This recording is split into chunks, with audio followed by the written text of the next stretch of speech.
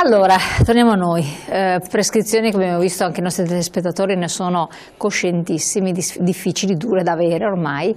Per quanto riguarda la risonanza magnetica, però è importante, a volte può essere quella che ti fa capire che un problema è di un certo tipo anziché un altro, no? Ti fa chiarezza, per semplicizzare al massimo.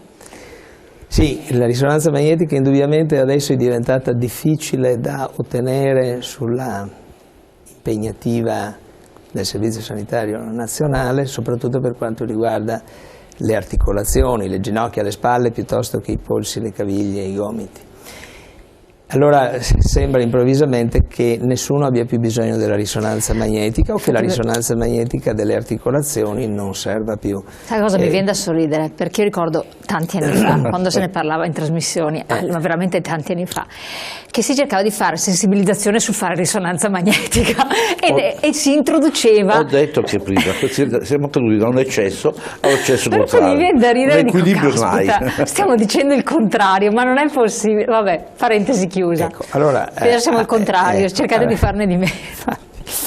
Allora, questo evidentemente è un'esagerazione in senso opposto che non ha logica, neanche volendo andare, come va molto di moda adesso, a quantificare i costi di ogni e qualunque cosa, i benefici che si possono ottenere e quant'altro, perché in realtà poi le persone, da una parte si chiede alle persone, siamo logici, da una parte si dice che le persone debbono muoversi, fare attività sportiva, perché l'attività sportiva diventa un qualche cosa che ha sostanzialmente benefici su tutto l'organismo, sull'attività cardiaca, sul mantenimento della forma fisica e di conseguenza su una maggiore reattività e una minore capacità di essere aggrediti da determinate situazioni patologiche. Bene, ma l'attività sportiva comporta bene o male una utilizzazione delle articolazioni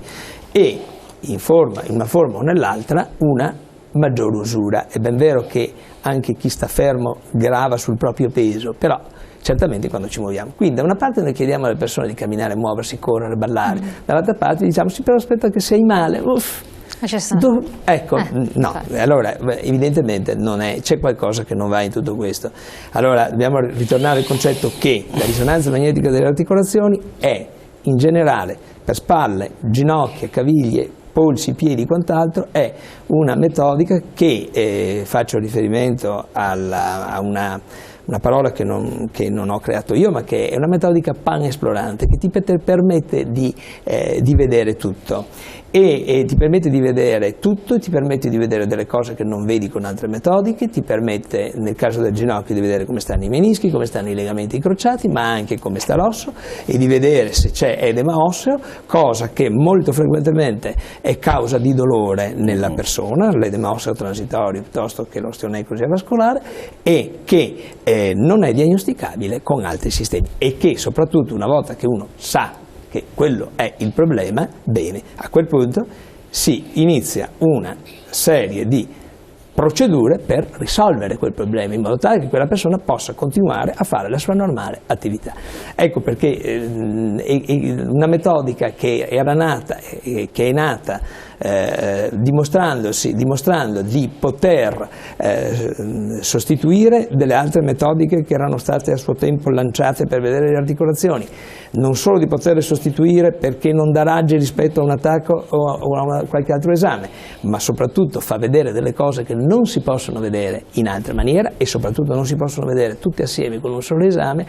Adesso sembra che sia diventata un qualche cosa che fa inorridire. Credo che veramente siamo fuori. Un po' quello che ha detto il collega, fare una corretta diagnosi dal punto di vista delle diagnosi per le immagini ci permette anche di fare un piano riabilitativo e di terapia più specifico e i risultati cambiano radicalmente, perché è vero una corretta visita ci dà delle indicazioni, ma non abbiamo mai la certezza di quello che è, perché anche soprattutto le persone anziane e magari i tempi si riducono poi, e i tempi di recupero, abbiamo visto quanto ad esempio una persona di una certa età la perdita di muscolo è condizionata dall'immobilizzazione, quindi è importantissimo è fare una corretta diagnosi per cercare di fare un'attività motoria adeguata a quello che è il suo fisico. Allora, abbiamo pochissimi minuti a disposizione, il tempo vola. La riabilitazione cardiologica?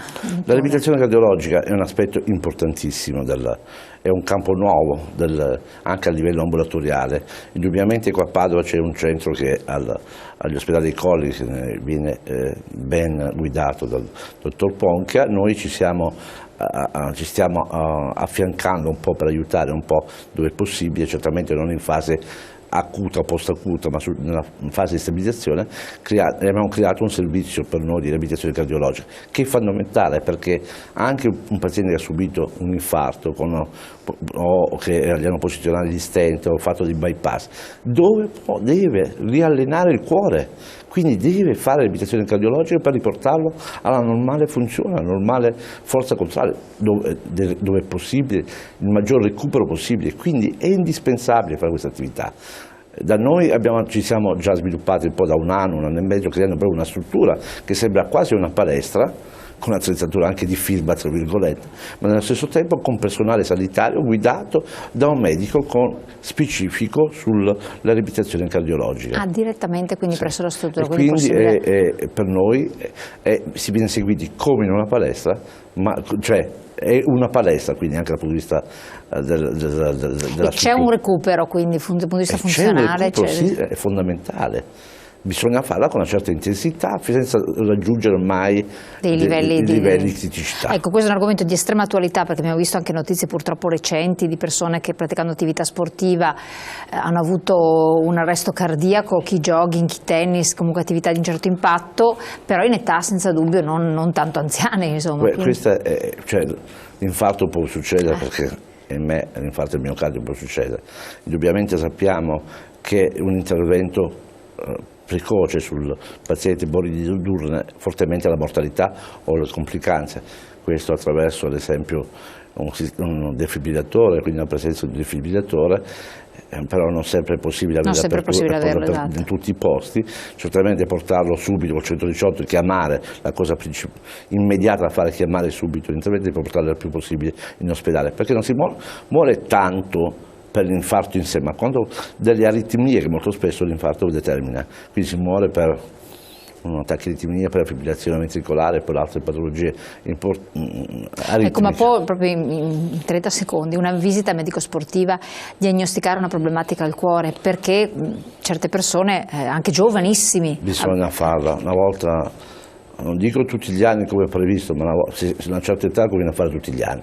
Visita specialistica cardiologica. Cardiologica con visita sportiva e approfondire al meglio. Poi forse in Italia è troppo una volta tutti gli anni per tutti gli sport, forse eccessivo, però comunque fare una bella visita prima di fare attività fisica, attività sportiva, qualunque essa sia, è fondamentale. Comunque ha un valore di screening. Tant'è vero, anche da noi nelle nostre strutture facciamo oltre 1500 visite medico-sportive, non solo agonistiche, perché adesso non è solo agonistiche, ma anche chi va a ballare o altro viene a farlo.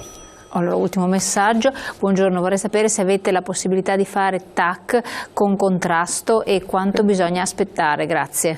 Poco. La risposta è sì, le facciamo, i tempi di attesa sono limitati. Quindi in brevissimo tempo, quindi perfetto.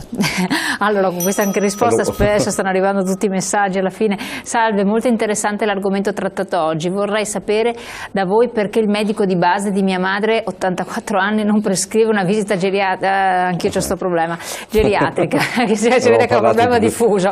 In ospedale ci sono dei bravissimi geriatri, quindi c'è anche una scuola. Bisogna forzare le cose? Bisogna forzarla, non c'è forse la cultura del geriatra, del pediatra sì. Medico di base dovrebbe avere, ma è vero, ma il medico di base dovrebbe farlo, magari se ha una certa età. Sì, perché la figura del geriatra è qualcosa un po' che prende tutto la persona. No, ma è un problema diffuso. Il telespettatore poi è centrato in pieno, ne parlavamo anche prima, un problema estremamente diffuso, quindi voi geriatri siete sottovalutati nella vostra. Ma ieri mi sono portato proprio il professor Manzato, ho chiesto, ho avuto l'onore di portare, che è il direttore della clinica geriatrica di Padova, e quindi appunto per... Dice, lui li vede soprattutto quando arrivano in ospedale, il ricovero ospedaliero, ha detto mi tocca vedere situazioni estreme, vederlo un po' prima quando stanno un po' meglio. Esatto. Allora siamo arrivati al termine. Io vi ringrazio il dottor Giuseppe Caraccio, direttore sanitario GVDR, di essere stato qui con noi, naturalmente diagnostica per immagini e radiologia Scrovegni di Padova, e il dottor Francesco Peruzzi, responsabile di branca della diagnostica.